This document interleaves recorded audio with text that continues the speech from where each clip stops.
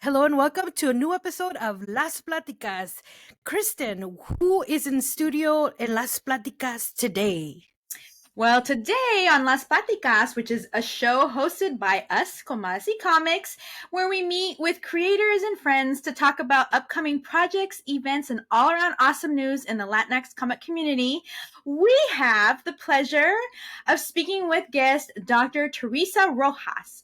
Dr. Rojas is a professor at Modesto Junior College, where she teaches ethnic studies, literature, creative writing, and comparative media with a specialty in post 1945 comic studies, visual culture, and critical theory. She's also on the board of the Graphic Medicine International Collective. You know, we could talk for hours about all of Dr. Rojas's accomplishments and contributions to the comic book industry, such as authoring the study guide for both Quince by Fanbase Press and Monster Matador 2510 Press, and her essay that appeared in the back matter of Ripple Effects, again by our faves Fanbase Press. We could also talk about how she was the editor for the graphic biography Días de Consuelo by Radiator Comics, which was one of my absolutely favorite books of last year that we read. And we could most definitely discuss how all of these comics received an overwhelming, the whole Panaderia rating from all of us when we read and reviewed them. Coincidence? I think not. And ladies, remember how she made us all cry with her amazing chapbook, Don't Ask Me? Well, however, tonight we're not focusing on all of that because that would take days to talk about, not just hours, days. Tonight we're focusing on her role as the director of the Latinx Comics Art Festival, LCAF for short, which is taking place this March 22nd and 23rd on the campus of Modesto Junior College. LCAF is the California Central Valley's international celebration of Latinx comic arts creators and friends, highlighting Latinx cartoonists, writers, animators, artists, and comic arts educators. And don't forget about the Lowrider exhibit with over 130 vehicles on display and my personal favorite, yummy food stands in the courtyard. We're so excited to attend this year's event and also to tonight hear all about what she has in store for attendees this year. Welcome, Dr. Rojas. Yay! Yay! So flattered. I was like, who are they talking about?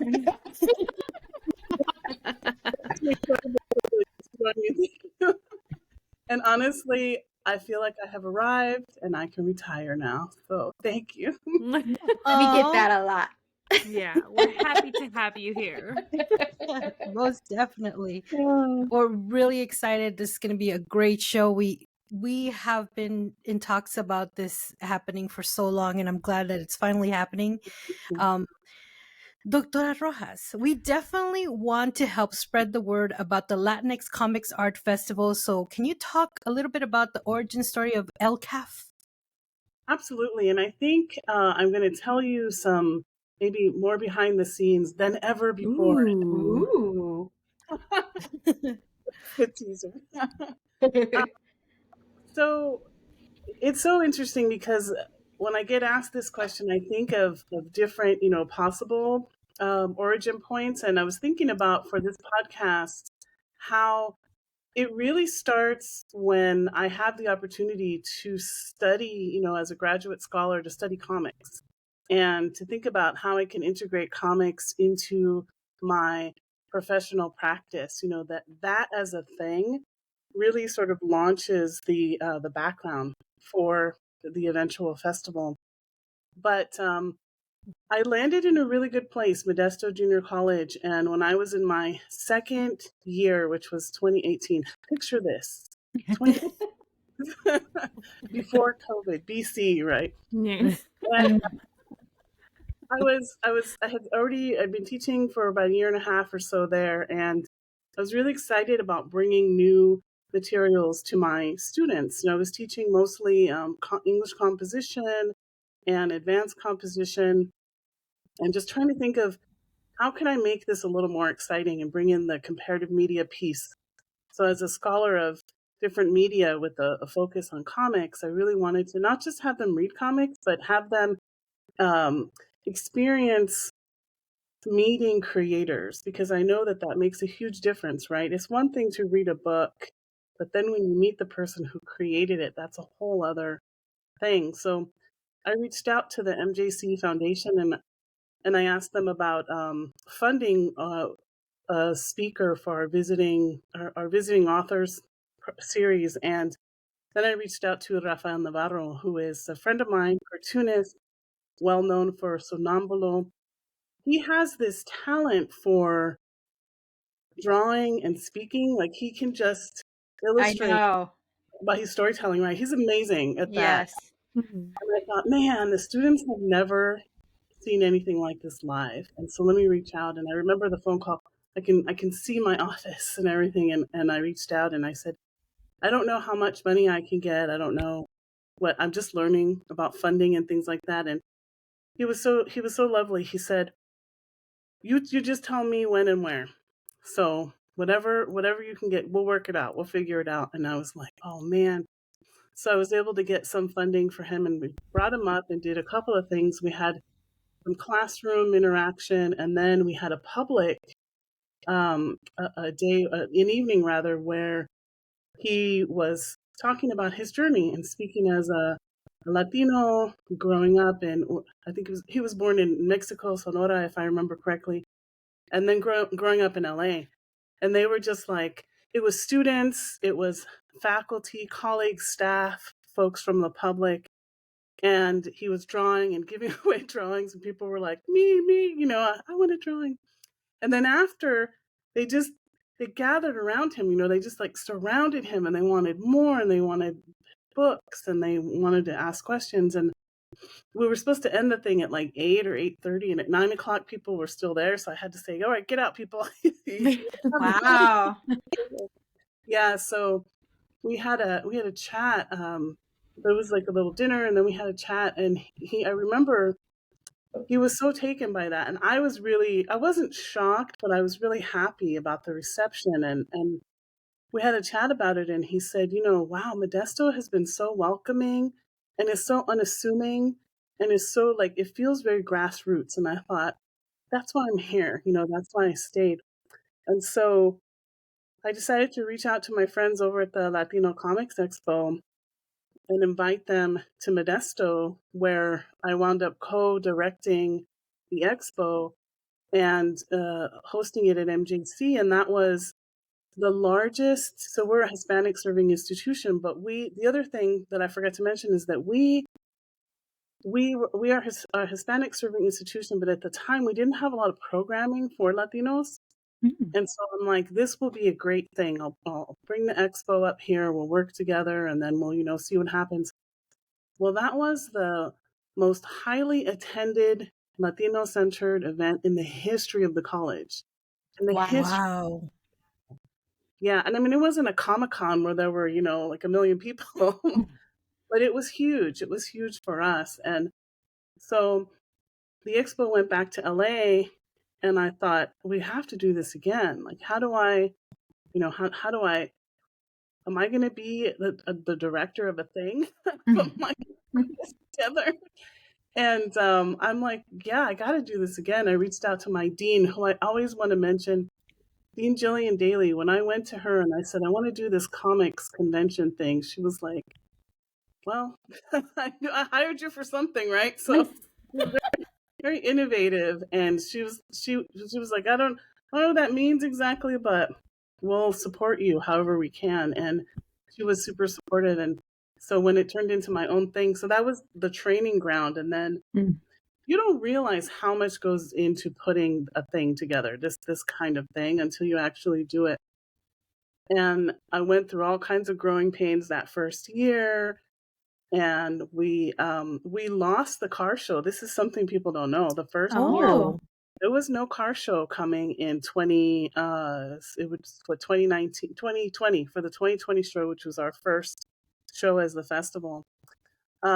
Because my student, the former student who organizes it, he was off. I had no idea. So Juan Carlos Ovalle, who is absolutely fabulous, organized the first car show. He has like 200,000, maybe more, followers on Instagram. He and his dad run Just Lowriders Photography. Oh, wow. Beautiful, beautiful photography, videographer. They cartoonize things now, and incredibly talented. I had no idea I had a rock star in my midst, and I'm going to be doing a photo shoot that weekend. So, but we were all ready. We're ready to go, and I got a lot of help and promotions and all of that. And picture this, 2020, March date was. It was a week before everything shut down. We got shut down, and so that was it. And that was my dream. My dream come. I have to be dramatic. This is the telenovela. El Wait, sueño in my destrozado. head. It was shut down, and I was just like, well, it's the end of a dream. That was it. But then I sort of picked myself back up. One day when this is the mini series, will be a very dramatic moment here, and she said, "I will rise like the phoenix." For a few days, and then so then I thought, well, let's put it online. Let's get something organized. All my classes were going online. Everything was going online, and I reached out. I had seen I don't know if you all know Russell Nolte.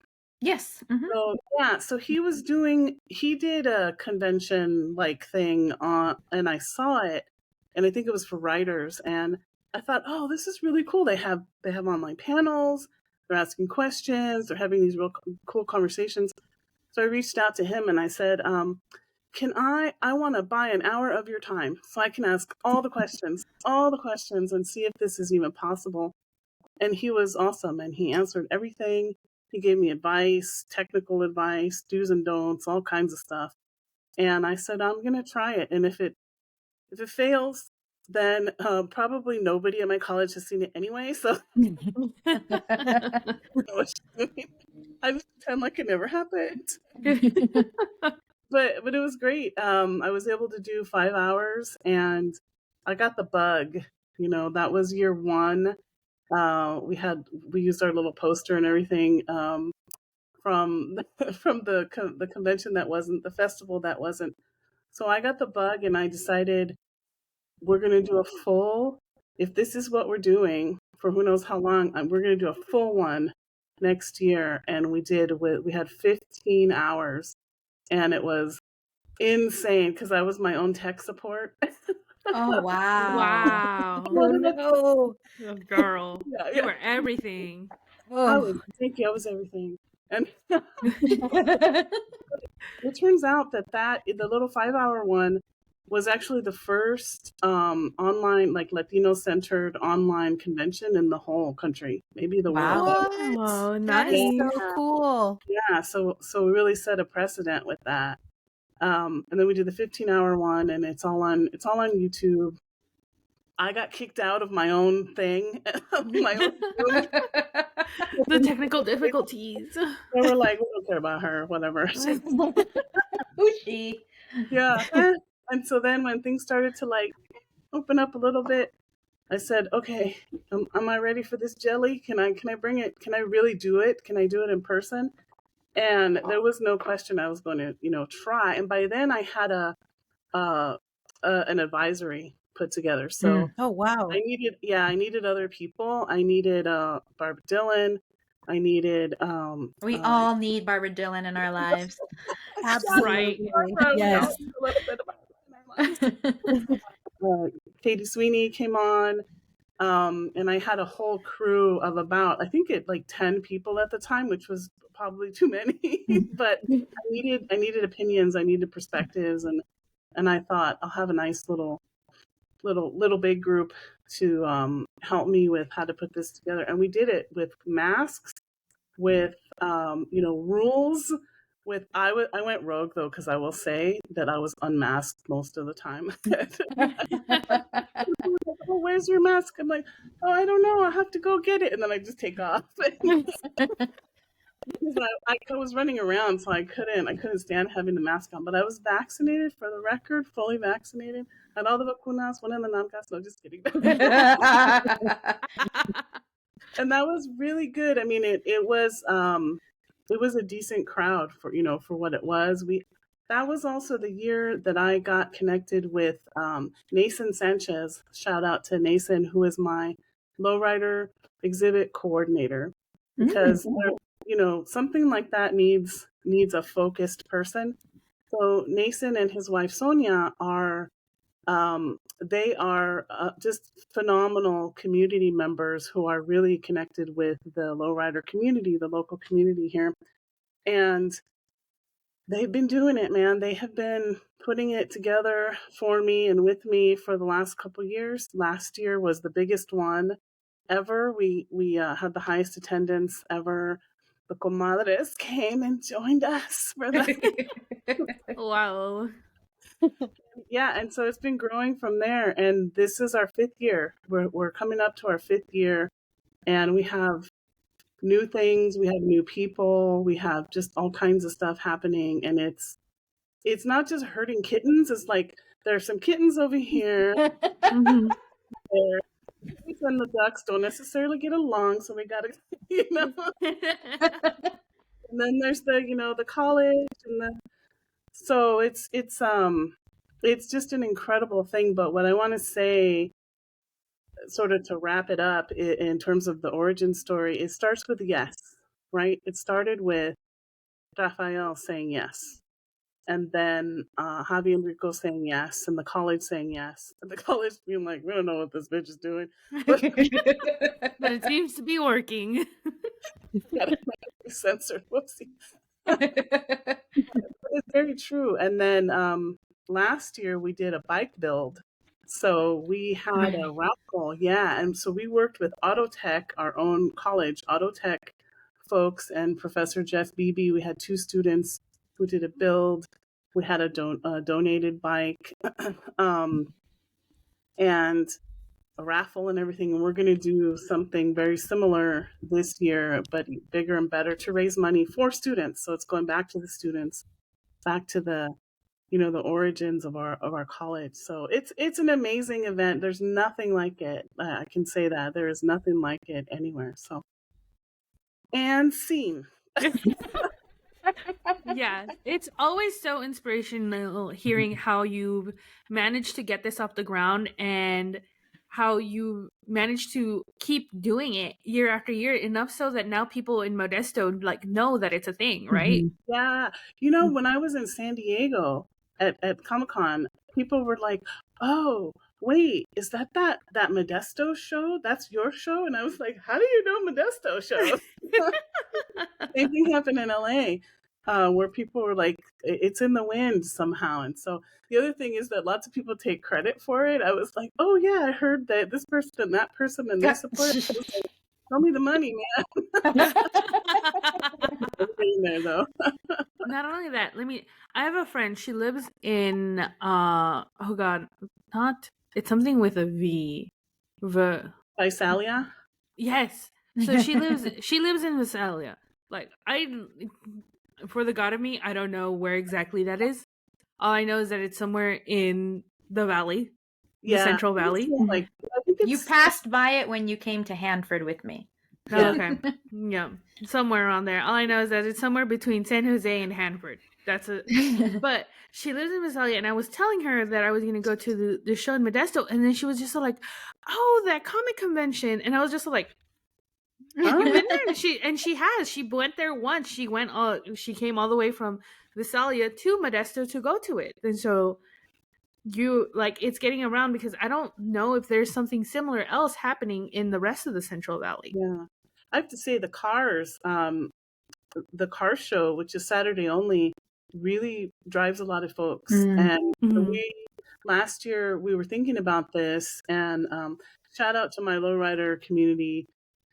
We've been thinking about how to integrate the drivers more into like the inside space, into the comic space. And so last year we came up with a panel. We did 2 panels actually, but my favorite one was Lolos con libros. Oh, nice. I love it.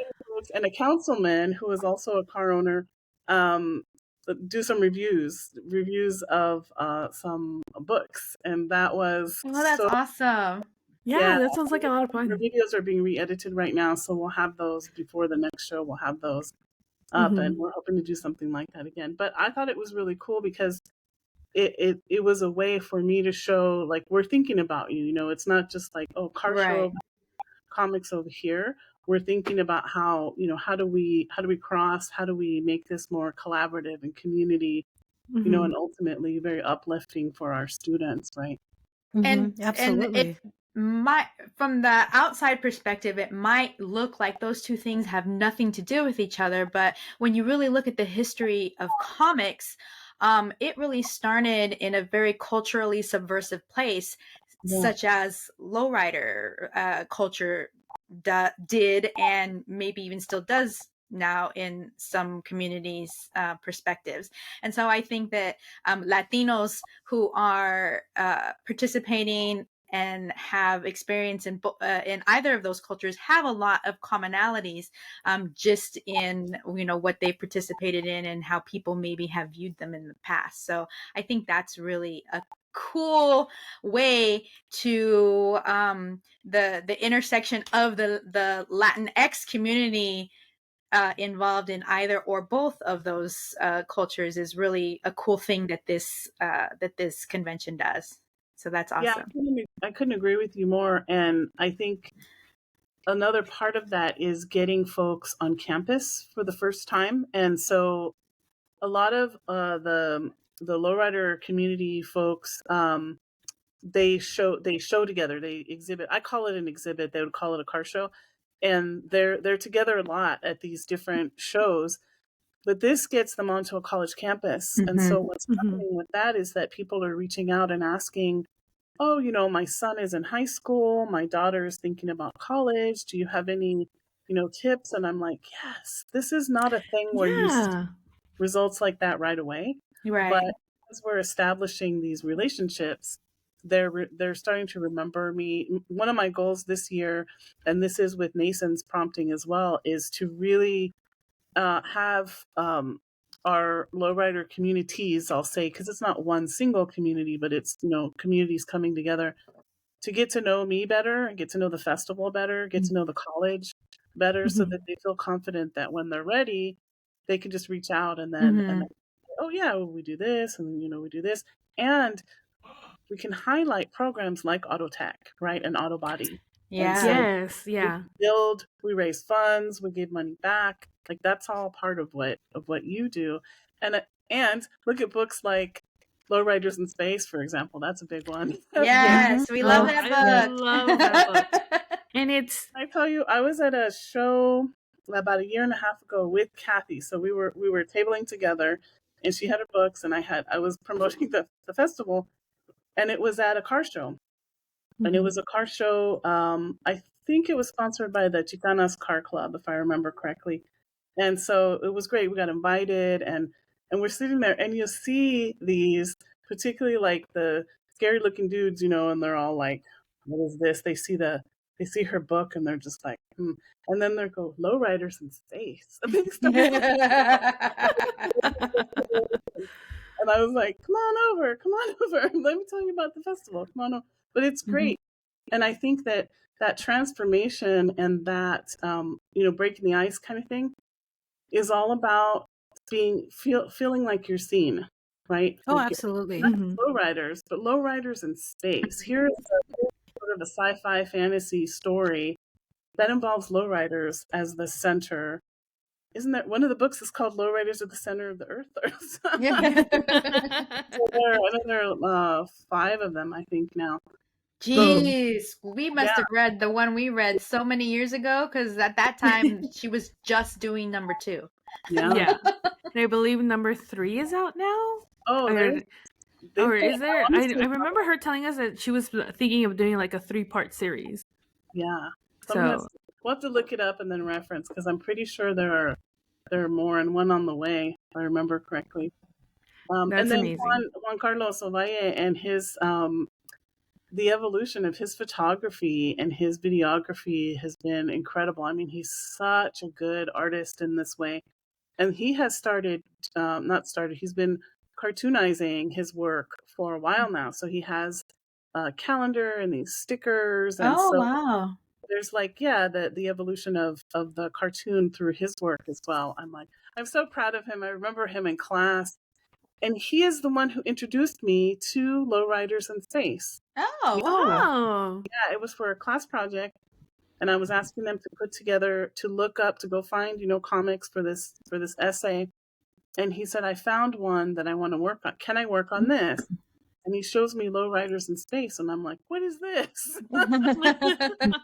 Of all the books that you could find, this is perfect. And that was the first that I had heard of it. So students, showing me stuff, introducing me to books that I've never heard of, and then creating this really special space for study. Oh, that's awesome. One of the Love it. biggest hits I remember was when you got the creator of Little Homies to come. Do you remember the Little Homies? The little they're that like was little for the action figures. expo. Mhm. Yeah, that was the year that the expo was Yeah. there, because I think there's a friendship there. So two things. I have reached out a few times to try to get David Gonzalez to come to the festival, but more importantly, when I went to LA Comic Con, there I was in front of. So I'm getting on the plane, and I like to be as close to the front of the plane as I can whenever possible. But my luggage was super heavy, and so I was just blocking the way for people for a minute, trying to get my luggage up. And there was this dude behind me who was super annoyed with me, and I was like, I'm really sorry. And I go sit down, and then when it's time to get off the plane, there I go. I don't have a lot of upper body strength. Trying to get this suitcase down, and he's just like, ugh. But he helped me with my suitcase, and I was really, very grateful. And we get off the plane, and as he's walking away, I'm like, David Gonzalez, thank you. I should have followed up. I got caught up with the convention, but I should have followed up and say, thank you for helping me with my suitcase. Sorry if I annoyed you, and do you want to come to the festival? Possibly the moment pass, but we'll see. You never know. Yeah, definitely. Well, guys, it is that time. The very special time. My favorite time. Yes. Es la hora de la cervecita. It is Yay. always an honor Bam. to have our guests join us in a beer review. And today, what are we reviewing today, guys? This bottle is so cute. It really is. It's like let me try to give you a close up of that bottle. Oh yeah, that's good. Your camera's good. That's good. Thanks. Yeah. I think it's mirrored, so can you even read it? No, I yeah, can it's read it. coming. It's coming right. Okay, excellent. Great. But yes, it's a really lovely bottle. Honestly, I thought it was like cider or something when I saw it. So It smells this is great. Lindemann's Peach Lambic beer. But it's actually, I don't know how to pronounce that. What? Oh, mine is backwards. Yours was not, Jen. But Oh, because my camera's From mirrored. Belgium. That's important. We're okay, yes. It smells amazing. It does So- smell good. It's a tiny little bottle. It says that it has luscious sweet peach flavor and character with wild yeast, fermentation, and exceptional complexity. And yes, it It's, is from Belgium. And it's family owned since 1822. So this is generations of brewery. Crafted by wind, brewed through generations. Oh, qué bonito. I'm just Well, I thought I'd sniffing get it. a classy brew for a classy lady. For the lady. I gotta get mine open. Okay, there. What it is? Okay, Oh, what is wow. that smells good. lambic? Wow. What is? Lambic has to do with the region, so that's the region. Oh, okay. It's Belgium. Wow. You see, this is why you're the doctor, Theresa Rojas, This is why and I'm just a BA. Made from Wow, well, local this- barley, unmalted wheat, peach juice, aged hops, and wild airborne yeast, whatever that means. True lambics are rare but all come from one of the fewer than a dozen breweries in Belgium's Seine River Valley, a region about 15 by 75 miles in size. Wow. Wow. Smells good. Where did you Pinky pick this up. one up, Sarah? I got this at Whole Foods. Mm. And there were two Oh different my ones. God. Foods. Right? Love- Isn't Oh it my delicious? God. This is the best fucking thing I've ever drank. This is so good. I want to apologize for the beer. It belongs in a glass. It's not going to It get does. out. I It know. does. You know what? I have- thought the same have a thing. glass. It's so fancy. It needs a glass. But the beer drinker in me is like, get it in my mouth. Is that That's a what she beer said. drinker in you, Sarah? I also got this framboise one. Framboise for From- us. Framboise. Framboise. Yeah, Framboise. framboise. They have different colored Fun foils. beer. Like this, the peach one is this gold one, and this raspberry one is red foil. Yes. So what do you guys think? Oh, first of all, it's complex as heck. It's so delicious. It's so fruity, and the peach is just a really in the front. It's the star. It's amazing. What is our rating scale, Kristen? So we have a 5-point rating scale, and it starts with a 1, which is very unsatisfied. Then a 2 out of 5 is regularly unsatisfied. 3 out of 5 is just neutral.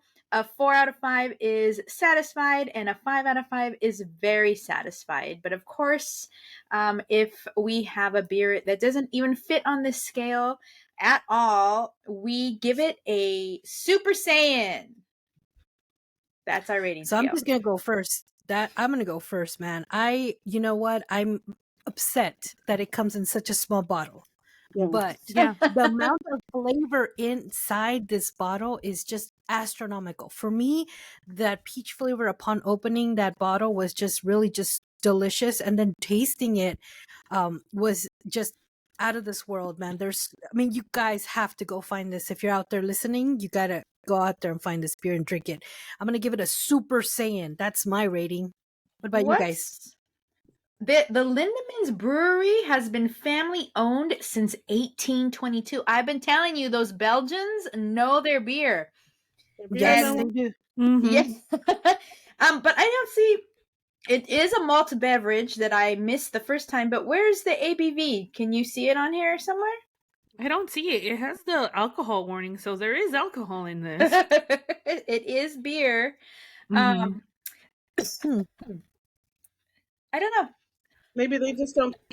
Excuse They're me. like, Belgium, you take your chances. But you can find more information about the beer at www.lindeman, that's LINDEMANOS, lindemans.be.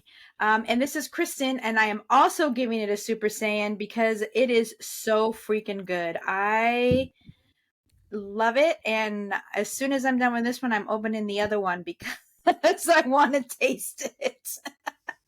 Oh, absolutely, 100%. I'm so glad I picked this up. I was really stressing, trying to find something good for the show because when sharing with the Las Platicas guest, I wanted to be like above and beyond, you know. Yeah. And I was even asking my brother, like, what do you recommend? Blah, blah. And then I came across this and I'm like, well, this looks fancy. And then I saw that, particularly the peach one, it was only 1 4-pack left. And I was like, well, it must be good because it's almost gone. So that's why I got it. The other one, the framboise, was still had a lot of 4-packs. So, Jen, what do you give it? Okay, so I was able to very quickly type in more of like the website, and I found the beer. Mm-hmm. It is only 2.5. Yeah, I was just gonna say, Oh, look at it's so good. My lipstick's all up here. Look at my lips. It's all up here. Incredible. I need a napkin. Okay, there we go. Here's the thing. Oh, Okay, so it like on here it has it listed, but it also has like one. It has notes of the taste, and it has food pairings for like what to Ooh. eat this with. So this one it is recommended to eat with salad, a salad niçoise or a Waldorf salad, Yes. with grilled chicken, caramelized pork, or Peking duck. Ooh. If you're eating it with cheese, do goat cheese souffles, and dessert peach melba, sorbet, Belgian waffles, or crepe. Belgium waffles. Oh my god. Yes. I'm New. stuck on the cheese. waffles, Right? waffles earlier. Yes, when I saw Mm. 2.5, I'm like, I don't even care. I'll drink Right? 20 of them. That's Yes. honestly, this tastes okay. So here's the thing. I think if you're not a fan of ciders or like anything that's really sweet or really strong fruity flavors, you're not gonna like it. Yeah. Personally, that is what I'm all about. Especially when it comes to beer. So I don't know what I was expecting when I like was gonna drink this. I was just like, oh, I really wanted to like it because it was really pretty. Yes. And I was just like, you know what? That is a lot of my motivating factor for a lot of things. But this is actually, it's so Dating life. Dating is very, we use the term loosely with Jen. dating. Yeah, I know what I'm here for. Oh, But I'm gonna give it a super sane as well because honestly, the smell and the taste really knocked it out of the park. And now looking at those food pairings, I'm just like, I really want to do this. I'm gonna do this. I'm gonna save this raspberry one actually, and I'm gonna make one of the food pairings for myself so that I can Ooh. really, really enjoy it. But definitely a super saiyan for me. Nice. Doctora Theresa Rojas. La doctora says. So I love this. This is great. I definitely like the peach more than the is it raspberry? Yeah, raspberry girl, and I don't like the raspberry as much as the peach. It's got kind of a deeper, almost smoky flavor of the raspberry, which I like, but the peach is on point. It tastes to me a lot like a kombucha. I'm drinking a lot of kombucha, Oh, yes. and it's very similar to that. That if you put it in a glass and gave it to me, I would say this is a kombucha. I would not, but it was, yeah. So I'm giving it 5 out of 5. That is not knocking it at all, but it's not like planet or anything. It is. I would buy this. I would share it with people. I would put it in a glass next time, and classy or pretend like I'm classy. Of course. It's a Belgian beer. It's a foreign beer. You're classy already. Exactly. And I do like craft beer. I'm of the beers that I prefer to drink. Definitely, I prefer craft beer. But I also want to mention that I got in my package, in my lovely my lovely package of fun.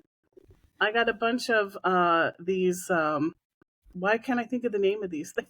Bottle caps. Caps. Yes. And I just want to know what this. I thought, oh, how these.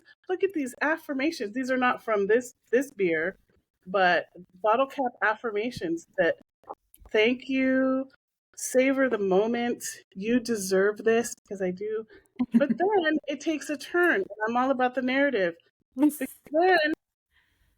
we have death metal in the men's room.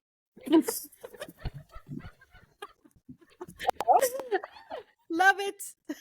I don't know what you've heard, but that's all I'm going to say. That's funny. I was like, oh, wait, what? What more? Well, there you go. For? That's hilarious. Yeah, thank you for these.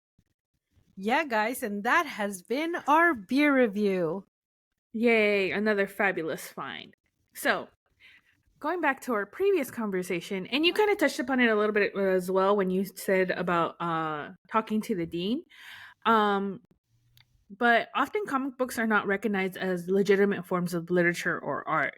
And was there any like backlash from other like professors or like other admin when you proposed continuing LCAF, or when it was first proposed as well? And how do you think the view of comic as a legitimate form of literature has changed from when you were a grad student till now? I love this question because it makes me sort of think of the days of yore, right? It makes not entirely days of yore for everyone, but for me, as a comics scholar and as someone who is really enjoying a career where I get to work with comics and share comics. I love that title, by the way, comic scholar. I love it. Thank you. I just made it up, but like I call myself a director, so boom, there we go. That's how you make things happen. You give yourself a title. So I would say that in the very beginning, meaning about 8. Well, you know what? It's funny. When I went to see my advisor at the time, later on in my graduate career, my advisor became Frederick Aldama, who you all know as Professor yes. Latinx. Yes. Yeah, when I was at Ohio State. But my first advisor, David Herman, was a narratologist, so a scholar of narrative theory, so theories of storytelling. And I told him, I went to his office one day and I said, I'm trying to figure out what I want to write about for my dissertation. I'm trying to bring these things together. I still have a master's in women and gender studies. And I'm really interested in autobiography and art and literature and visual culture. And I don't know what that means. I'm in an English department. And he said, oh, and he said, well, why don't you read this? And he handed me Alison Bechdel's Fun Home. Mm. I remember going, this looks like a comic. And I'm thinking, why?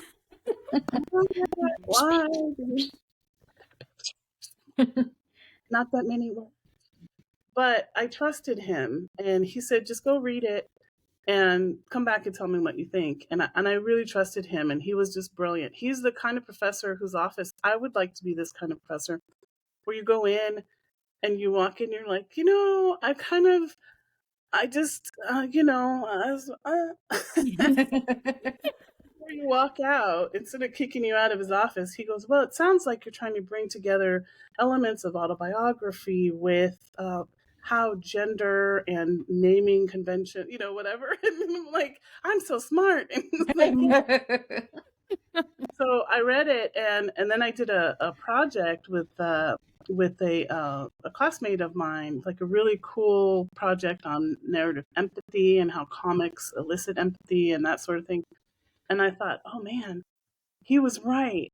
There's so many possibilities of study here, and I got into cognitive visual culture and what happens with the brain when you bring together text and images. And then because I was studying that and working on that for my dissertation, I got to go to MIT and be a scholar there and then teach at MIT. So I brought all of that sort of like I was at MIT, I was at Ohio State, and I have a PhD, and my voice deepened for no reason. You got to do it with academia. Yeah. And so when I started sort of making it known that I was using comics in my courses, I think people may have thought, well, that's weird, what's that about? But nobody said anything, or there wasn't a whole lot of pushback because they were like, well, she seems smart. She hasn't talked. And then she's a PhD for a reason. Yeah. And I do. So 8 years later, I'll hear little things here and there. I will say that my new dean is super supportive, Dean Curtis Martin, because now I'm in ethnic studies, which is in a different school, and that's in behavioral and social sciences, and so it's a little different. But I know that initially he was like, comics,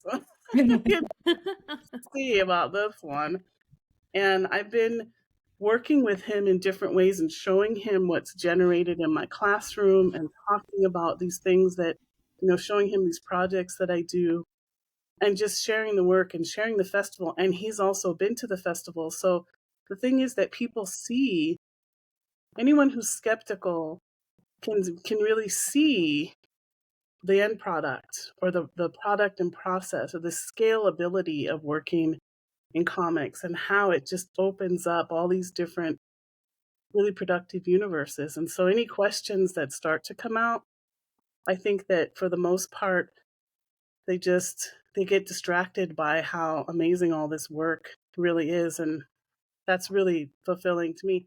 So I never feel like I have to justify the work that I do anymore. I That's don't. awesome. Like, if people say, well, why comics? I do a very quick, you think about the power of the visual and the textual coming together and the brain power, and that's it. That is the most that I will do. Mhm. If they're still like, well, seems like kid stuff to me, I say, well, that's all right. And then I walk away because I have other things to do. Just start throwing big words at them, and then they realize, like, oh, she knows what she's talking about. Never mind. I mean, the one that I get more pushback on is the naming of the festival, because it's Latinx and not Latino. Oh, And so I have I get emails, I get little hate messages on Instagram. They tell me, I have to laugh because people will post, you are ruining Latino culture by calling this Latinx. And I'm like, dang, I have a lot of power. Like, wow, you're giving me all this power? Like, No, dang, no okay. matter how ridiculous. So the one super long email that I got last year, the guy said, thank you. He started really nice. Oh, I really appreciate that you do this event, and it's such a great thing to have our cultures coming together. And then he said, but I have an issue. And I went, oh God, do I even want to read this? So I did, and it was all about the X and how it was ruining the culture and la la la. And I have so, something to say about that, though. well, I mean, if you go to Mexico, it's Pemex, it's Calimex. yeah, Everything has an X in Mexico. right. And Yes. people say, because they don't know the origins, and they've never been outside of this area or wherever the email came from. They don't do the research, and they're like, well, in Mexico they don't do that. I'm like, actually, they do. But I said, you know what? I don't always call myself Latinx. I'm still kind of trying that on. But it's so much easier as a scholar to use Latinx than do the A/O/A, whatever. So that's part of the growth of it. But it's also recognizing that it's a gendered language, But I didn't go into that whole thing. I just said there's research I think you haven't done, but that's fine. You get to call yourself whatever you want. And I call myself what I want. If I told my parents that they had to call themselves Latinx, they would be like, you're crazy. Like, Yeah. oh, Like, no one. Even when we describe our podcast, sometimes when we go to shows, people are just like, oh, why Latinx? And I'm just so like, one, I don't want to keep saying Latino, Latina all the time, or Latinoa. Like, no, that's not how it is. I'd rather just say Latinx. But two, to me, it's always been a reclamation of language as well. Because it's like, none of us are speaking the language that we originate from. Like, not even people who speak English. So, you know what? Why not? English is a bastard language anyway, so I'm just gonna do whatever I want with it. And I can because I'm an English major. Yeah, thank you. Majors,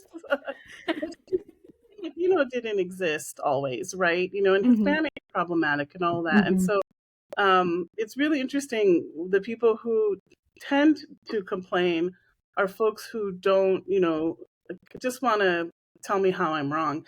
And and so I've gotten to where I try to be very kind about it. I don't get mad or anything. I just say, especially during the festival, anyone who's not okay with that term, please, I support you. Go and start your own event. Good luck. Good. Yeah. Yes, Like, absolutely. you don't have to be here. Anything you want. But while you're here, stop by some of the tables before you go, Support the artists. Go look at the cars before you go. Go stop at the Comasi Comics podcast and fight with Sarah about. Oh man, that did happen to us. And I was completely oblivious at the beginning. It just I didn't know where it was going, and Kristen, she got caught onto it. I mean, she owned a comic. Yeah, like she's, she she communicates with people all the time, so obviously she can read people. For me, I was just like, here, take a sticker, it's free. The answer right there. Have a sticker. Oh, come on, have a sticker. And I said the same thing. I said, it's a personal preference. If you don't prefer it, then that's perfectly fine. And she threw our sticker back at us at the table and walked away. The festival? No, at LA Comic Con. Oh, okay. Well, yeah. I was like, well, then I would expect it there. No, just kidding. Yeah, I don't understand why put so much effort into, what the term that someone else is using. If you don't like it, don't use it, but don't, like, why come at me? And then with anger, that's the other thing. Yes, this woman was angry. Like, why are you so pressed? Oh my God. Yes, to me, that's an expression of other insecurities, other, things going on with other folks' lives that I don't need to deal with. I'm like, it took a long time to get, and we went through like variations. I remember that when the logo, I was just telling someone the story, when it had a different name, and it was like Latinx Comics with an X. It might have been Latinx Comics Festival. And I was so arrogant. I wanted the logo to be in my handwriting, because I have very beautiful loopy handwriting. Thank you. Sometimes it's harder to read, but I had this idea where it was like, Latinx, and then the line would go down, and then comics would go down, and then the festival, and they would have a slash going this way to sort of, represent the X and Latinx, and or the wound, for the gendered wound. I was thinking very heady about the whole thing. And the logo, it was hard to read. Right. So I had to sort of disconnect from my ego, and I had a couple people work on it. And finally, I reached out to Candy Briones, who was our first artist. And I told her what I wanted. I said, look, this is what I'm trying to do. You can see my handwriting's not working. But I would love for there to be a comic book-like entity, and then the logo.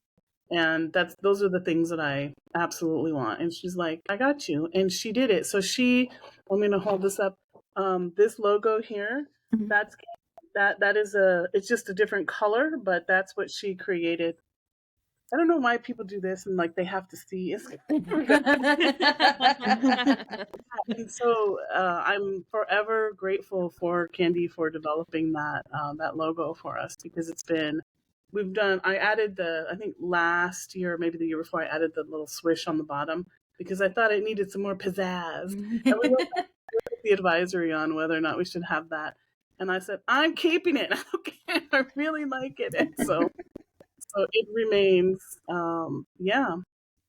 But all these little tidbits of people don't realize how much goes into not just the building festival, but the things that you have to kind of go back and forth with in terms of dialogue with people, and what people want and what people demand, and what people think you're trying to do, or you're trying to the messages that they think you're putting forth. Like, can you imagine? Yeah, the festival is all about destroying Latino culture. That's no. Yeah. Oh my goodness. So I often talk about on the podcast how I'm from a small little farming community town. Smells like cow poop. And and there was only one high school when I grew up. But what a lot of people may not know is that I also grew up in the Central Valley of California, about an hour and a half away from Modesto. I drove by Modesto. Every time I went back and forth to college, I went up Northern California to UC Davis. So I drove through. I knew when I hit Modesto, I was halfway. So that was always my big landmark. And growing up in the Central Valley, I have serious firsthand experience of knowing how pop culture was very delayed in getting to us. There's even some things now where I listen to this 80s radio station in the car, and I'll tell Eddie, I never heard this song before in my life. He's like, really? It played on the radio here. I'm like, oh my God. He's like, it was so popular. So I'm like, I've never heard this song before. Like little stuff like that. He was like seeing like Motley Crue on Hollywood Boulevard like years before anybody else ever saw them, and probably even decades before it came to Hanford.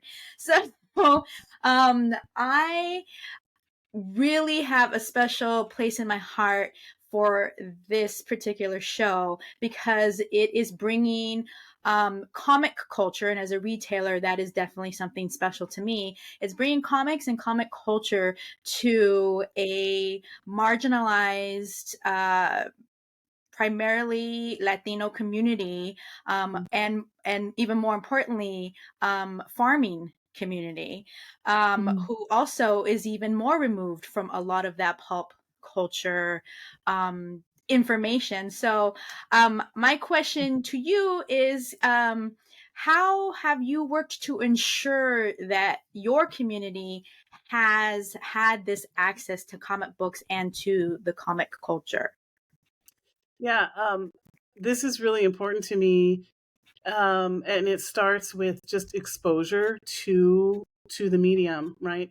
But I would be super arrogant to think that, oh, most of my community doesn't know comics. They know comics. It's just they know superhero comics. Right. And so Superman and Wonder Woman and Batman and Spider-Man, and they know Marvel really well, right? And we have some really good shops here, particularly shout out to Invincible Comics, which is my go-to comic shop, not too far from campus.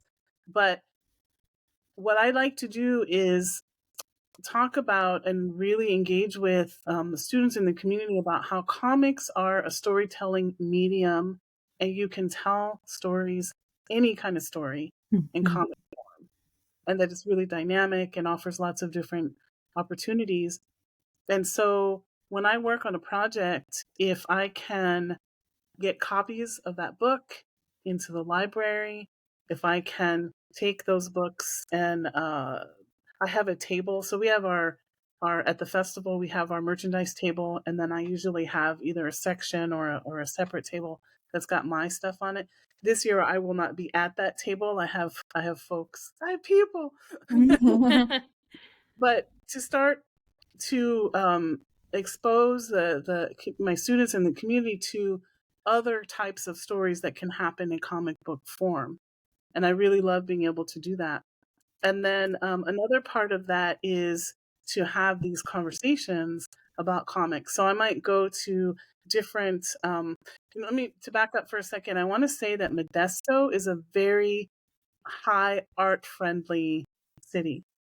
There's so much art happening, and a lot of it is kind of a little bit hidden until you go looking for it. Like we have a whole series of murals, and those murals, we've gotten more and more murals in the last 2 years, just gorgeous works of art.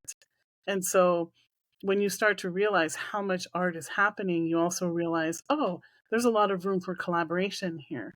So the same folks who want to support things like the murals and the art galleries and stuff, those are folks who could be interested in the festival. So, let's do something, let's work together. I feel like the lowriders are works of art. And very much when they're on display, they're treated that way. Like this is not just the outside, but the inside, just gorgeous. Yes. Absolutely gorgeous.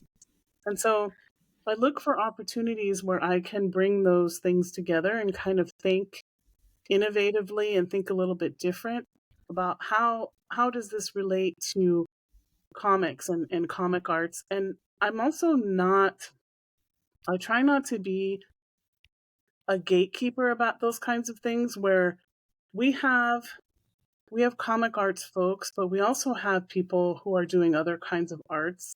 Some of them are directly related and some of them are more loosely related, like fiber arts and things like that, because there is a kind of storytelling in a lot of what's happening at the festival.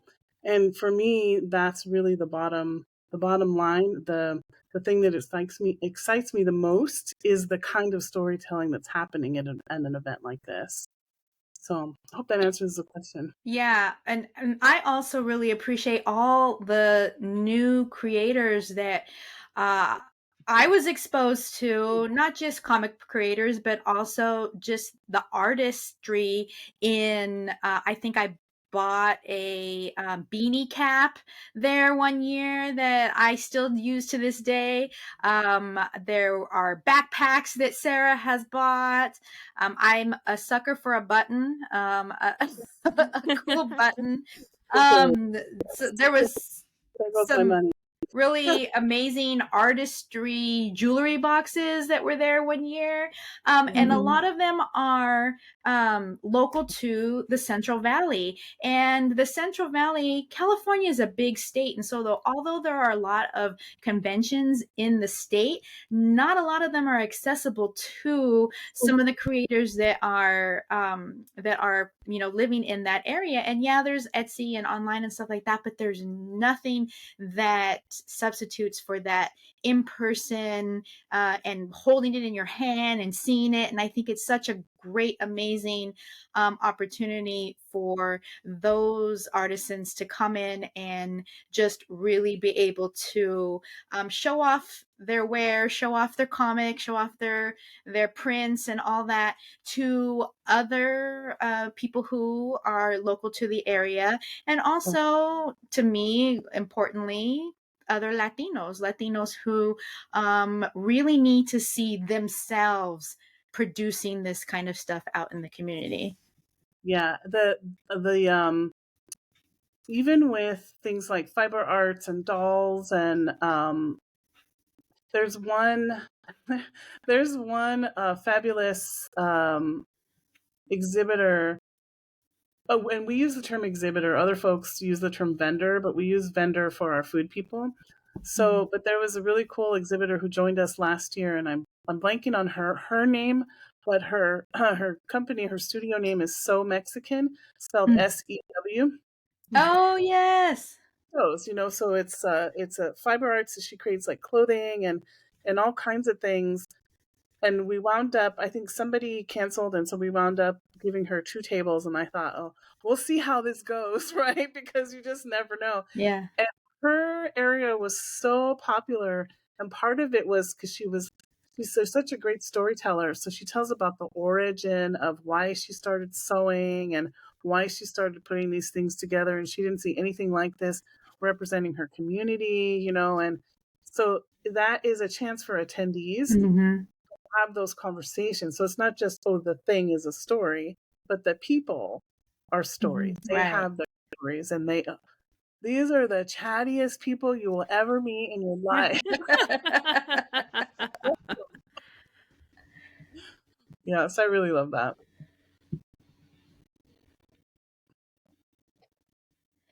Sarah turned herself on to mute and then started talking. Did I? Oh my goodness. Yes. It's all those technical difficulties. Yes, it's always fun to talk to the exhibitors and find out their backstory too, and it's always really inspiring, and they're really just so animated when they talk to you because they get to talk about what they're vending and it's or exhibiting too, or what they drew or whatnot. It's really just really awesome to get to know people on that level. I know you told us about the comic books in your curriculum. Can you tell us more about the philosophy around using comics in your curriculum? Yeah. So there are these parallel lines for me. One of them is that although I've been at MJC for going on 8 years, I'm finishing up my 8th year. I've been teaching for at least twice that long, right? And when you've been teaching for a long time, you really need texts that are more lively than just the average textbook, particularly when you're dealing with difficult subjects. For example, in the shift from being a professor of English, which I still am, but that's not my main department, to being a professor of ethnic studies and growing a department and dealing with issues and teaching issues about racism and privilege and ethnicity and culture, I really wanted to bring a textbook that I thought would have a little bit of levity to it, but still deal with the concepts that we need to deal with. And I needed that that break.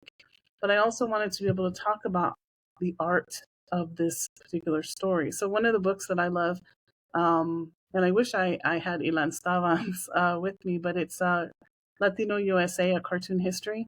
Mm. And I just love that book. And I mean, it's like 20 years old at this point, but it's super relevant in the way that it tells the story. And we also critique it. So we don't just read it and say, oh, this happened, that happened, because it's ethnic studies. It's not a history class. The lens is ethnic studies.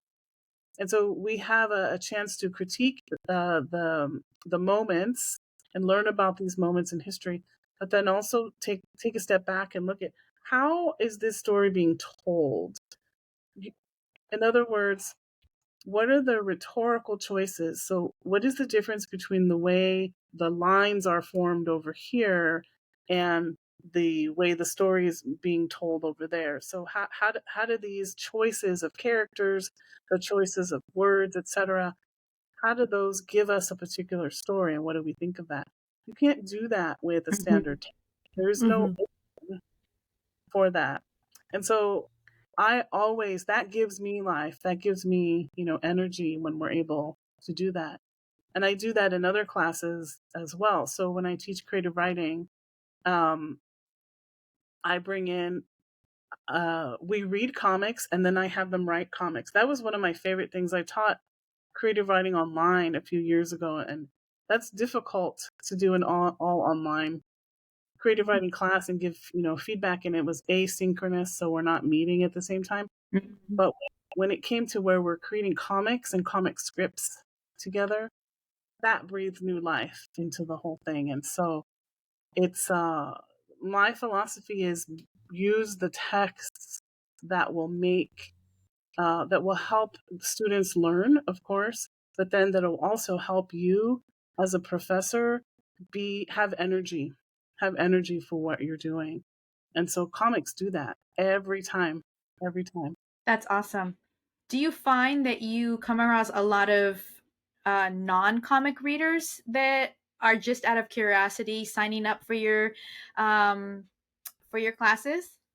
Yeah, well, for sure. I have something of a captive audience because now teaching ethnic studies, something job security, right? Because the state of California has a new area. It's called Area F. Yes. And so they're required. You have to take one ethnic studies class at the community college, at the Cal State level, and then eventually at the UC level. This will most likely be a requirement. So there's a huge demand. And what happens is that they go first to the 101. I don't really teach the intro class because the main class that I teach right now is Intro to Latinx Studies, which is great because that's in one of my specialty areas.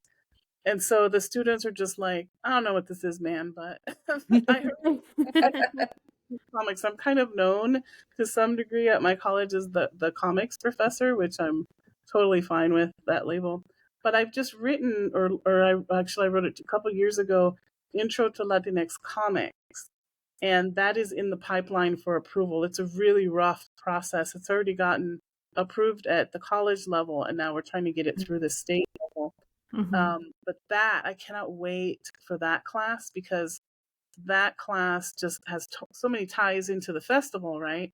That's like the feeder into the festival. But to me, it's also a feeder class into an experience.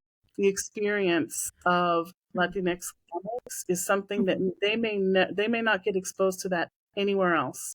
So, number one, comics for lots and lots of non-comics readers. And then number two, Latinx comics and stories that go beyond the superhero tropes, right? To where I'll have students come back and say, oh, I just wrote something, or I've just read all of, I had a student come in to say, what did we read? I had a theme for one of my courses that was, it was an advanced composition class, and it was like feminist literature was my theme. And so we read Bitch Planet, and we read, why can't I think? Saga. We read the Saga, and that's pretty scandalous, right? And so we read it toward the end. So it's Bitch Planet. We read those toward the end. once we develop trust and they know I'm not trying to, get them in trouble or anything. And I had more than one student come back to say, I've just read the first, 12 volumes of Saga, and that's amazing. That's Win. awesome. Wait, that's how you get them hooked. Yes, the first one is comic is an ebook. And then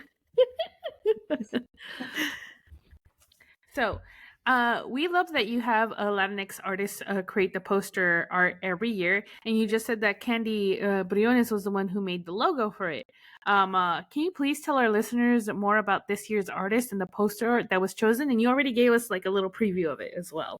yeah, absolutely. And I'm just pulling up because I want to get her info correct. But Amber Padilla is our poster artist, and I'll give you another. This is the full poster. Well, this is the flyer version of the poster. If you can see, I'll get it closer. So this is So cute. I just adore this, and this was kind of a dream that she had, was to create this character, which is a Latina folklorico Sailor Moon. Yes. And so she, Amber Padilla was on my advisory originally, and I had asked her, will you be the poster artist? Can we kind of, put you in the pipeline for that? And last year it was Manuel Martinez. And I thought last year was like, that was the pinnacle. There's no way that we can get better than last year. And she did it. She took on the challenge, and she's just an incredibly talented cartoonist. She is based in Oakland. She has a book out called The Secret Garden on 81st Street, and it's a modern graphic novel retelling of The Secret Garden. That's her first graphic novel. Uh-huh. She's working on a YA graphic novel called Sugar Coated. And I want to say she's working with Scholastic on that. Oh, that's awesome. I think so. And Amber, I'm sorry if I got that wrong, but she's working on it. And she works at Schultz Studio. And so that's Charles Schultz as in Peanuts. And so every once in a while we'll get goodies from Amber, from Snoopy and such. But so one of the things that I really wanted to do with these posters that we've been able to accomplish so far is feature female icons. And really focus on, I mean, if you look at a lot of the posters for all different kinds of comics related events, there's a lot of like heavy male presence in those. And I was fine with having some male, cartoonists, as long as they were cool to work with. But you'll see in our series of posters that we've always had some really strong female presence, starting with Candy Briones, who did Bunny. I want to say Bad Bunny, but that's wrong. That's somebody else. The Good, the Bad, and the Bunny. That's what it is. This is characters are the Good, the Bad, and the Bunny. And that was our first poster. And then the second one was by Larry Garcia, and he did the character on that is called Two Feathers, and it's this beautiful winged woman. And actually Larry and I worked on that. What was Larry's drawings, and then I did the design with my very low level design skills. Because Larry at the very end of that he went off he went off to the pokey, and so I was in the pokey. I the design. And the fantastic thing, we made stickers out of that and everything. We still work together. It was just more, more of a challenge. But he is now back with us, and he is coming back to the festival. Oh, nice. He's working with us. He's going to be co-coordinating the merge table and my stuff. And so it's been a really cool sort of full circle thing for him. And coming back as a former poster artist, I think is a really, a huge badge of honor. And then Terry Bloss did the next year with the Aztec superheroes, and I asked him because I had seen Aztec Superman, and I had seen Aztec Wonder Woman. I said, "Can you make those into a poster for our festival? I will love you forever." And the other thing is we pay everybody. All of our poster artists. I strongly believe that people must be paid for their art whenever possible, right? Pay for your art. Pay artists. 100%. And so Terry said, "Well, I have one more. I have a third. There's a triad, and it's Aztec Batman. So can I put those?" And I said, "Yes. Can we also get the arch?" That was something I really wanted, was the Modesto arch in there, and he also created a background. He did his own. He painted a background. I didn't even know that was a thing that you could do for. I've learned so much, you know. Mhm. And, so then when we moved forward, Manuel Martinez did Frida Katrina Wonder Woman. and, and the first version of Frida Katrina Wonder Woman was Pepto Bismol pink. And I said, "Oh." And can I tell you, the advisory loved it, and I did not.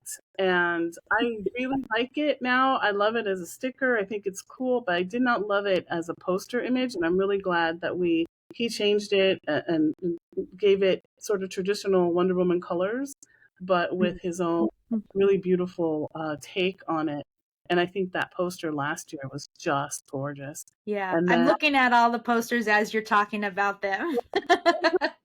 yeah, and I'll tell you something else too in just a second. Remind me to tell you about there's an art exhibit.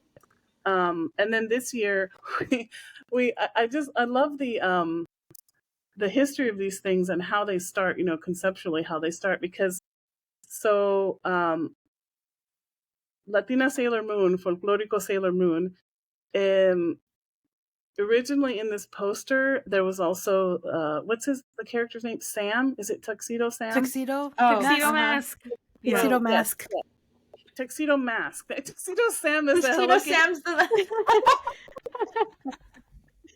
Hello Kitty, I love you. Okay. So he was present in the original, you know, concept designs, and we were all like, "Why is he there?" That is a question that we ask in the show as well. Why is Tuxedo Mask? Why are you there? I don't He's just recall. eye candy.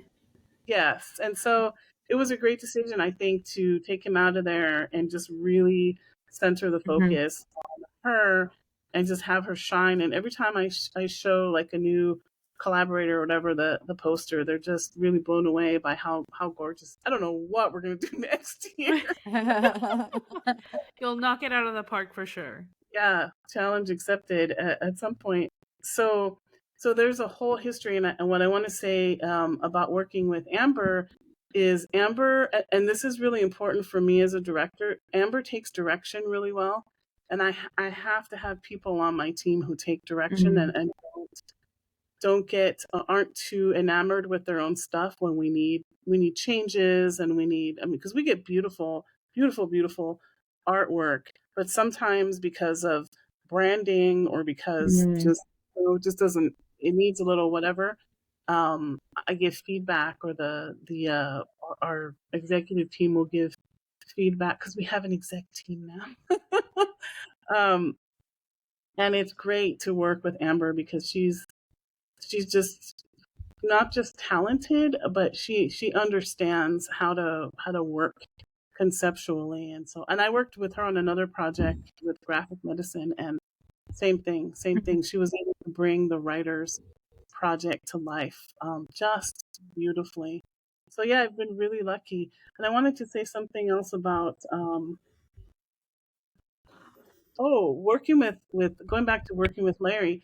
So he also was someone, I mean, this was during the pandemic, right? And so I wasn't really able to do a lot of interaction with people. And when I reached out to him because I had seen some of his drawings, and I said, "But you have to be able to change up what you're drawing to what I'm asking for. And yes, it's your idea, but you can't be like enamored with that idea where you get mad if I tell you that this is not working." So we went through a whole series of drawings where I had an idea. I think it was, I wanted an open book with a light bulb coming out, like boring. I didn't know how boring it was at the time, but I thought it was brilliant. So he tried and he was working and then he started working on sort of superhero like characters.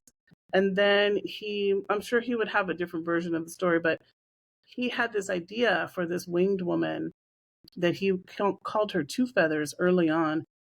And he did some conceptual art where she's coming out of a book. So I still had that book element. Mhm.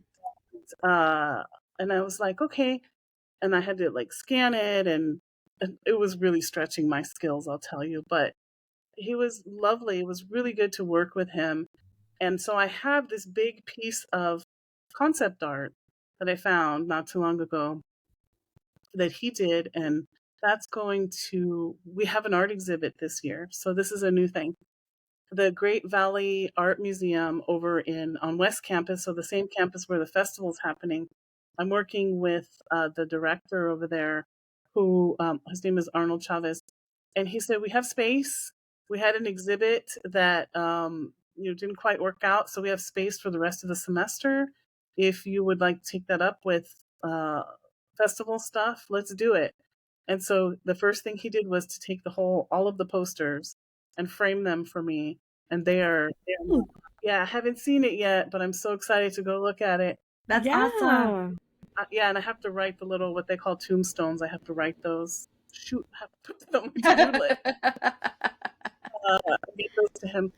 But there's a digital display, so all of the digital stuff that people have sent me, that's now going on display. And then people are sending me original pieces to also.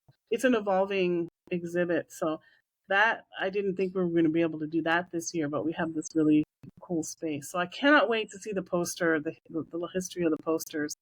I think that'll be amazing.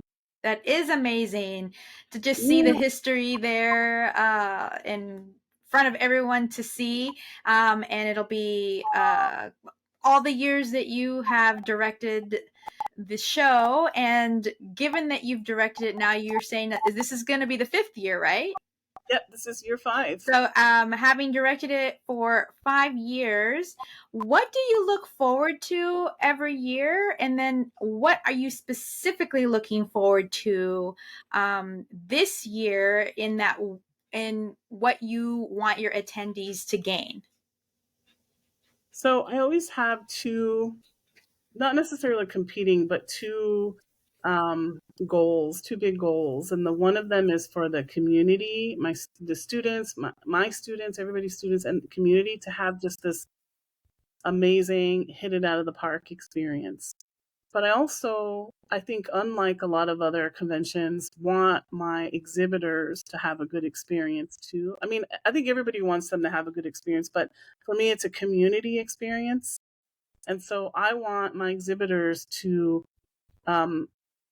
have this great experience such that they say, I can't wait to go back to Modesto. I was treated so well there. I just really felt like I mattered, like I was there and I didn't feel like second class, and I sold a lot of stuff. So we don't do the whole, special guest and all that. That was a decision I made early on. So I'm really looking forward to our new exhibitors getting to know us and having this great community experience. I can't wait. I'm hoping that we have record attendance again. Every year, more numbers. And then a really big goal is for me to connect more with the lowrider community. And, just get closer to them. And, they do so much work. They do a lot of philanthropy. They donate a ton of their time. And of course, they work so hard on their cars that rarely do they get a thank you. And so if any of them are watching today, I just want to say thank you for everything that you do. Thank you for being part of the show. This show would not be the same without you. I don't think I would have a show anymore without that piece. That's a very important piece. So I'm looking forward to the buzz, that buzz. Everybody's there and it's just like, this is happening and I'm not going to cry. This year, because I'm not tied to the table this year, I'm really looking forward to just visiting everybody at least for a couple minutes, and going out to the cars for a little bit and, running around. and feeling a little more free, but that I can do different things this year that I haven't been able to do before. Oh, that's awesome. Well, Yeah. I can say that we ourselves talk amongst ourselves all the time about how we cannot wait to go back to Modesto. Right. It is our favorite show. Okay, I'm gonna speak for everybody. It's our favorite show to go to, and I will support what you're saying. It is a big, in part, because of the community that you have created around that convention. And the Latino comics community itself is a very tight knit community, and we're chismosos, and Mhm. we love to talk about what we love and what we don't love about our experiences. And I can 100% say we all love your show. Well, thank Yes. you. That means a lot to me coming from the comadres and being. Oh. Glad we That's why can I'm give you always. affirmations. Oh, thank you. That's why I'm always, going around looking for funding every which way, because the more funding I have, the more I can do, the more I can do for everyone. And I'm hoping we did get funding for. Oh, another thing I'm looking forward to, and then I'll talk about the funding. We decided we're done doing the program ourselves. Nobody has any energy for it. We took it from the college because we were trying to do some new things and some innovative things, but we we couldn't get everything out to the designers, like 2 months in advance. And so we took it 2 years ago, and J.M. Hunter and Amber Padilla really took that on, and it was tremendous amount of work. I think it almost broke them last year. But this year I decided I'm going to get an earlier start and see if I can, send it back to the college and see what they can do. And I have a public relations team. So the director of PR, and then she assigned me a designer who I've been meeting with and working with. And they're just like, I don't know how I lived without them. I'm like, oh yeah, I remember. And they sent me a proof of concept after talking to me. Oh. Mm-hmm. Yeah, and they said they were really worried about, because I said eventually I would love if this could be a comic, this really kind of look and feel like a comic. And they sent me a proof of concept. It does not look like a comic, but the design the design of this thing is so gorgeous that I love our other programs, but I'm also shameful about that. It's like, You're no, like, oh, so this is how professionals do it. how the professionals do it. But my deadlines are like, they're like, we need things yesterday, and so I'm scrambling right now. But I'm really looking forward to seeing that finished product, because I think it's just going to be outstanding. I think it's going to be the best program booklet that the college has ever seen, and Oh, that's gonna awesome. be such a milestone. What was the other thing I said? Oh, funding. Um, the the forever looking for funding, but I think there's been a shift, and as we hit our fifth year, the recognition for the festival and the people who want to be invested in it, that has really built up some momentum. And so I think that going into next year, there's a good chance that we're going to know what the money looks like way, way in advance for the first time. And that's going to be a huge game changer, because then it is possible that we will be able to maybe get some bigger names that everybody wants to see, right? Including exhibitors. Like, what if we had so and so? That would be amazing. And um, as special guest appearances, but still maintain this sense of community, and so where we get together and we have meals together and stuff. I love that part. I really love that Me part. too. Yay! I still can't drink alcohol, but do.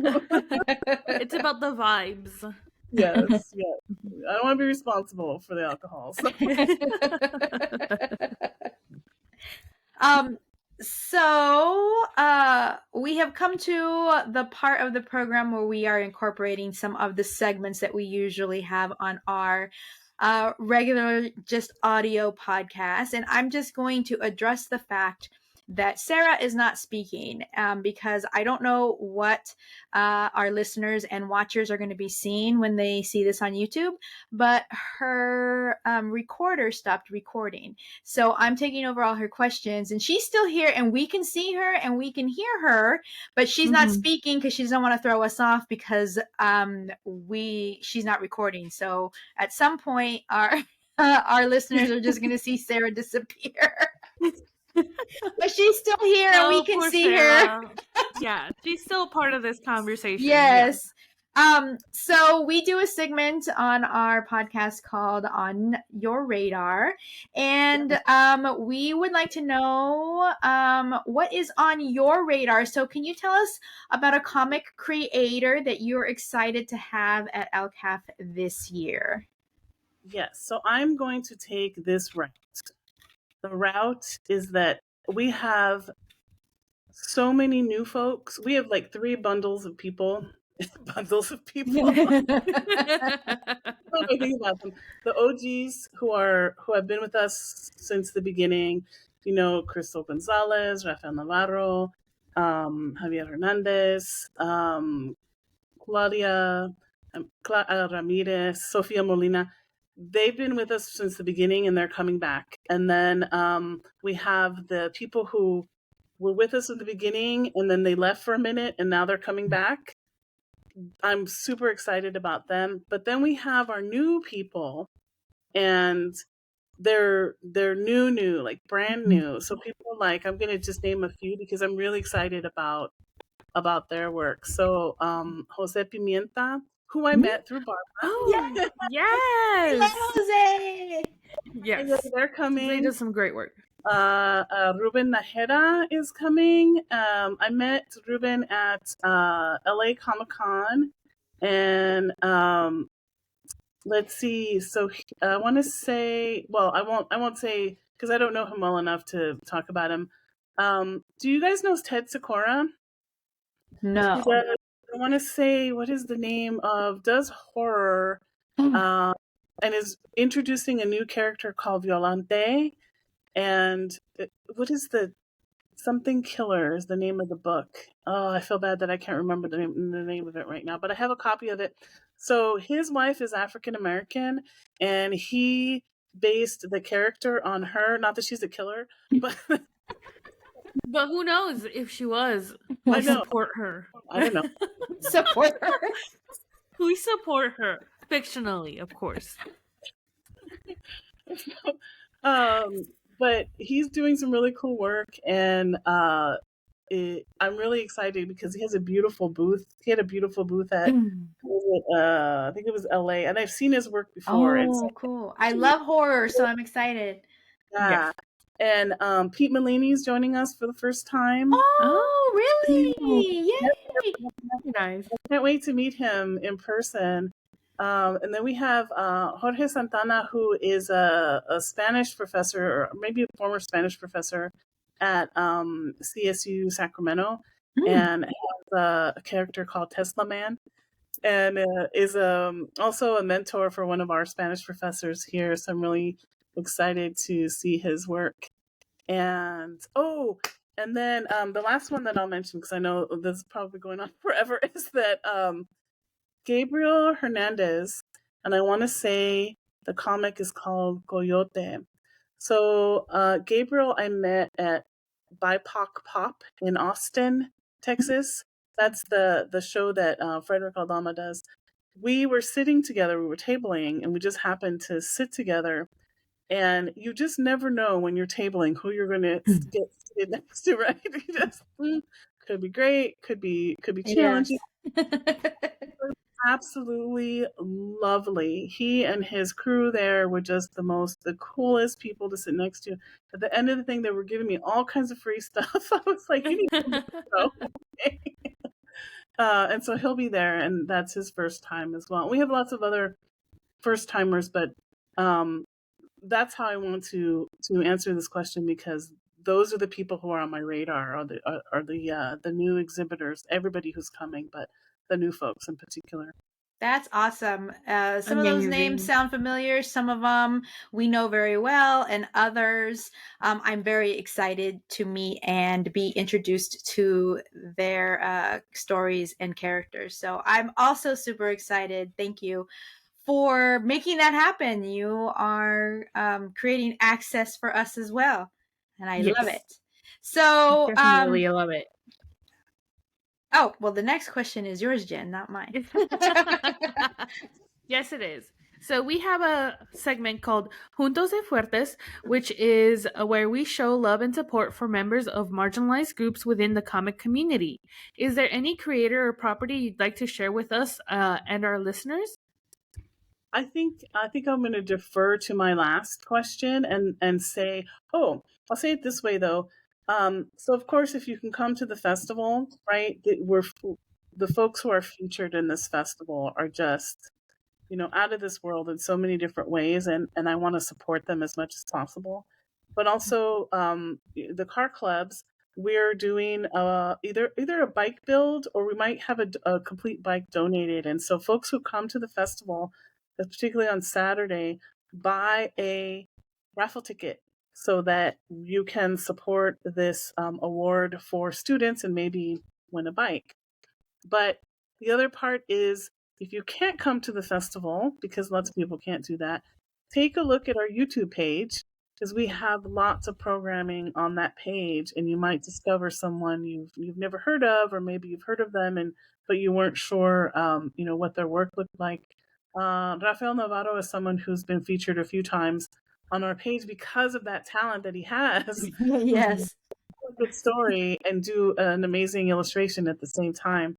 And so it's he's a lot of fun to watch. And yeah, festival. Yes, Raphael is such an amazing artist, and that's something that my husband Eddie and I also just talk about. Is he's just so quick. He just does it so quickly, and he could be Yeah. talking and doing whatever, and it just comes out beautifully. It's just like his talent is just amazing. And Sarah, you're back, and you have a little red dot. Sarah. Yay! I have a red Hooray. dot. Another couple of people I want to mention who are just big supporters, but Javier Cruz Winnick is coming from New York City Wow. to be with us again, and he is a lovely, lovely human. It does really cool, I think mostly children's Yes, stuff. reason to smile. Yeah, thank you very much, Ariza. I can't remember everything, so thank you. Well, the only reason I remember is because I met him in Pennsylvania when I went to Nertino. And he had a cold, bronchitis or something, and he wanted to do an interview, but he sounded so sick. But I'll never forget him. The other person who I just absolutely love is I just love him. I can't remember his name. Under the Cottonwood Tree. Paul Meyer. Paul Meyer. Thank you so much. I have called poor Paul. I've called him Peter, Pablo. He and Irma are salt of the earth. Yes. Lovely people. And he has a new Kickstarter campaign launching for Grenuda. I love this. I love that too. And so I can't wait to hear more about the project and support the project and introduce folks to his work, because I actually teach under the Cottonwood Tree when I teach children's lit. And when I taught Chicano lit also, I have used that book.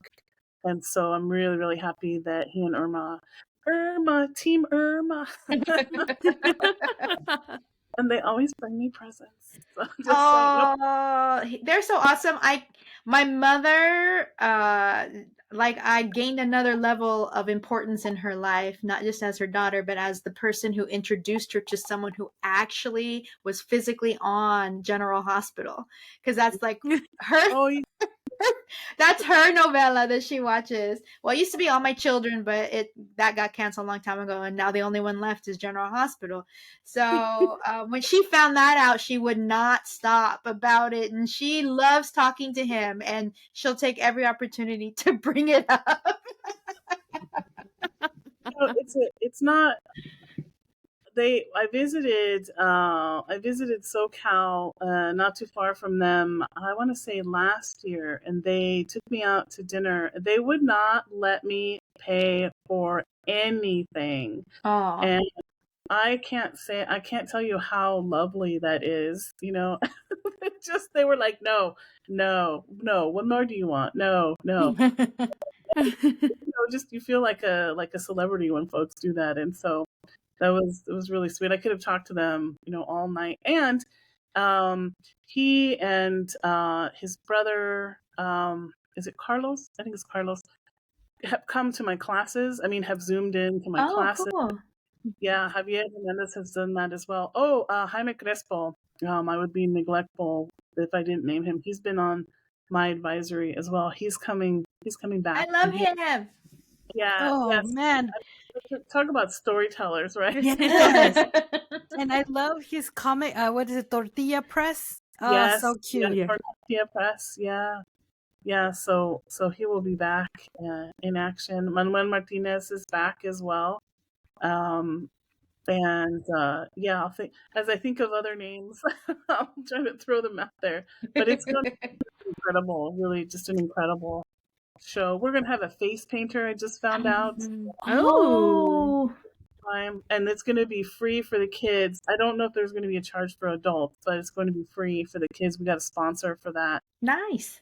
We're going to have you didn't ask, but I'm just going to tell you now what's new things.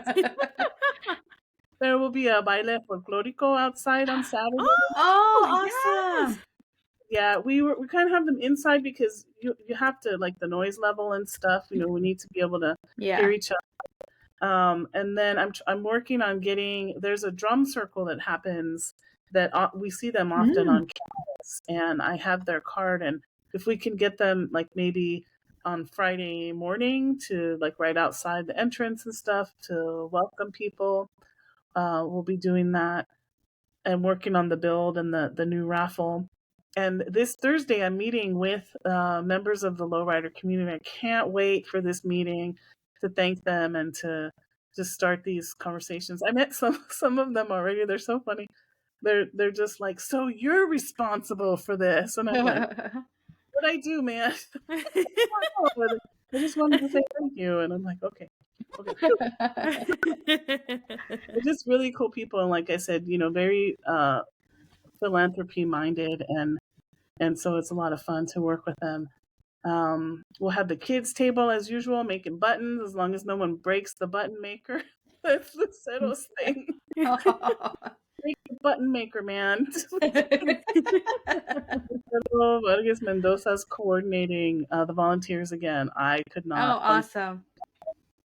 Yeah, she is just fabulous. Sofia Molina, I mentioned it. She's just an amazing artist. She'll have her corner and with her paintings and her beautiful stickers. She'll be there. And then Brian Wells of Comic Web has his he's the comic reseller over in his corner. Yeah. He'll be we have him every year, and so he'll be back. And lots more. We're finishing up our registration so we can get the names in the booklet. But I'm going to continue. I have to follow up with herding the rest of the kittens. We just had a really early deadline, so who knows? Who knows between now and the actual festival? And then I heard, I don't know if you guys know, but Comadres y Comics are going to be there.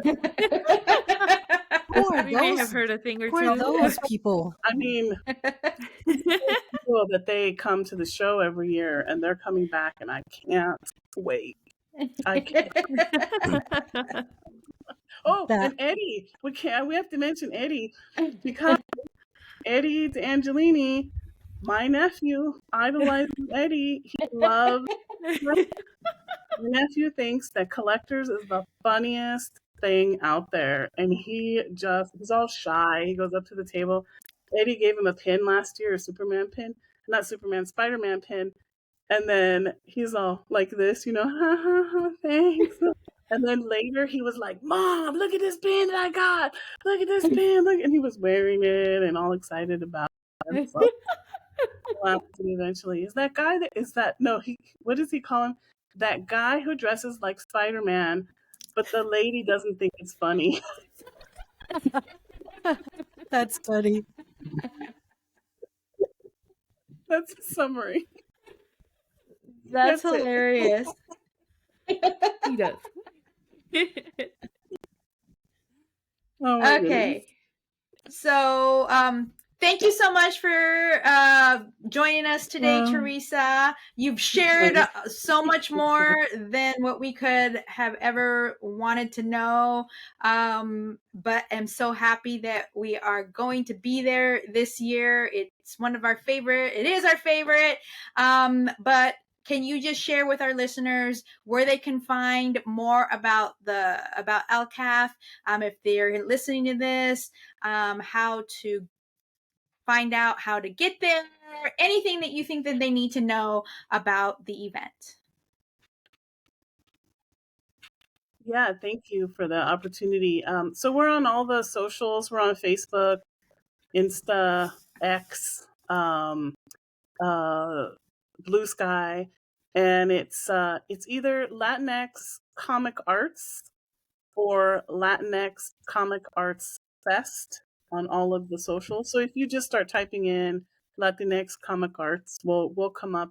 We also have a website, Latinx Comic Arts Fest. Again, Google it. Right, so we put lots of we'll have lots of content coming for that. We're trying to get little creator stories on there and feature people. But all of the major announcements will be on our socials and on our website. And then we also have, as I mentioned before, a YouTube channel. So just Google Latinx Comic Arts Fest and you will find all of our recorded material. And if you want to connect with me, I'm on Instagram. It's at Docteeroh, DocTeeroh. If you're one of my students and you're under 18, maybe I don't want to follow you, but follow the festival. The shenanigans people are getting up to. So, cautionary tales. And I just want to invite people to the festival. Listen, it's free. And this is a commitment that I've made that it is free. It's family friendly. I mean, there's, scandalo here and there. So we keep those on the back of the table. But it's family friendly. Free car shows on Saturday. And it's a lot of fun. My advice is this. Come to the festival both days. Come on Friday. That's when you'll have time to really talk to the exhibitors and have conversations and, just really look around, take a survey of the place, go to one of the panels, and then come back on Saturday and bring people, bring your family, bring to the car show, bring that Theo you haven't talked to in a couple years because he wants to come too. And so I'll bring him in. And then, the last thing I want to say is what I always say, and that is that I want to encourage everyone to just create the stories that you want to see in the world. And that's it. And scene. Well, thanks. We really appreciate you taking the time and coming on the show. Definitely talking to us and laughing with us and drinking with us. It's been so amazing. It's been such a pleasure getting to know you and going to your event. It's one of the best events. Actually, it's the best event out there. Who are we kidding? It's just That's why I keep amazing. inviting you because I just want you to keep saying that. Of course. So I'm just so happy that we were able to make this happen, to be together and to share this moment, and can't wait to see you in March. And for everybody out there, you better go make it a trip to go to Modesto, California to check out the show. Thank you so much for listening, for being on the show. We're your hosts. I'm Sarah. I'm Kristen. And I'm Jen. And I'm Dr. Rojas. Yes! Yay! Bye, guys. Bye. Bye. Yeah, Okay. bye. For real. She's looking no, right again. No. No, she sent me a message in the chat, or she sent us all a message in the chat that she couldn't see anyone that had the record button, even though I can see we all had it, even her. So she said because she didn't have the record button, she couldn't end the recording. So she has to leave and come back and officially end the recording. Okay. So she said, "Don't anybody leave." And I'm glad that I was like, hurry and finish, because my internet started going out and it kept telling me. That's why you guys were taking